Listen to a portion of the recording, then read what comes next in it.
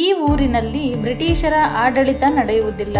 1942ರಲ್ಲಿ ಕರ್ನಾಟಕದ ಒಂದು ಸಣ್ಣ ಗ್ರಾಮದಲ್ಲಿ ಮೊಳಗಿದ ಈ ಧೈರ್ಯದ ಘೋಷಣೆ ಬ್ರಿಟಿಷರ ಸರ್ಕಾರವನ್ನೇ ಬೆಚ್ಚಿ ಬೀಳಿಸಿತು. ಆ ಗ್ರಾಮ ಯಾವುದು ಗೊತ್ತೇ?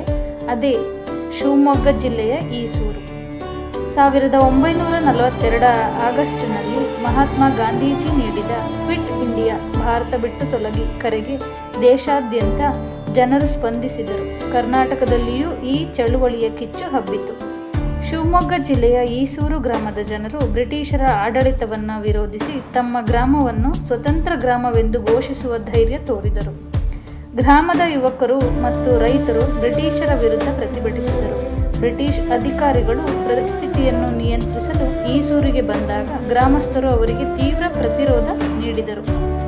ಈ ಹೋರಾಟದಲ್ಲಿ ದುರಂತಕರವಾಗಿ ಕೆಲವು ಜೀವಗಳು ಬಲಿಯಾದವು. ಬ್ರಿಟಿಷರ ಸರ್ಕಾರ ಕಠಿಣ ಕ್ರಮ ಕೈಗೊಂಡು ಹಲವರನ್ನು ಬಂಧಿಸಿತು. ಈಸೂರು ಹೋರಾಟದ ಪ್ರಮುಖ ನಾಯಕರಾದ ಶಂಕರಪ್ಪ, ಗುರುಸಿದ್ದಯ್ಯ, ವೀರಪ್ಪ, ಹಾಲಪ್ಪ ಮತ್ತು ಇತರರು ದೇಶದ ಸ್ವಾತಂತ್ರ್ಯಕ್ಕಾಗಿ ತ್ಯಾಗ ಮಾಡಿದರು. ಈಸೂರಿನ ಜನರು ತೋರಿಸಿದ ಧೈರ್ಯ ಕರ್ನಾಟಕದ ಸ್ವಾತಂತ್ರ್ಯ ಹೋರಾಟದ ಇತಿಹಾಸದಲ್ಲಿ ವಿಶೇಷ ಸ್ಥಾನ ಪಡೆದಿದೆ. ಒಂದು ಸಣ್ಣ ಗ್ರಾಮ, ಆದರೆ ಸ್ವಾತಂತ್ರ್ಯದ ಕನಸು ಮಾತ್ರ ಬಹಳ ದೊಡ್ಡದು. ಈಸೂರಿನ ವೀರರು ನಮಗೆ ಕಲಿಸಿದ ಪಾಠ: ಸ್ವಾತಂತ್ರ್ಯಕ್ಕಾಗಿ ಹೋರಾಡಲು ದೊಡ್ಡ ಸೇನೆ ಬೇಕಿಲ್ಲ, ದೇಶದ ಪ್ರೇಮದಿಂದ ತುಂಬಿದ ಧೈರ್ಯಶಾಲಿ ಹೃದಯಗಳು ಸಾಕು. ಈಸೂರಿನ ಸ್ವಾತಂತ್ರ್ಯ ಹೋರಾಟಗಾರರ ತ್ಯಾಗಕ್ಕೆ ಗೌರವದ ನಮನ. ಜೈ ಹಿಂದ್, ವಂದೇ ಮಾತರಂ.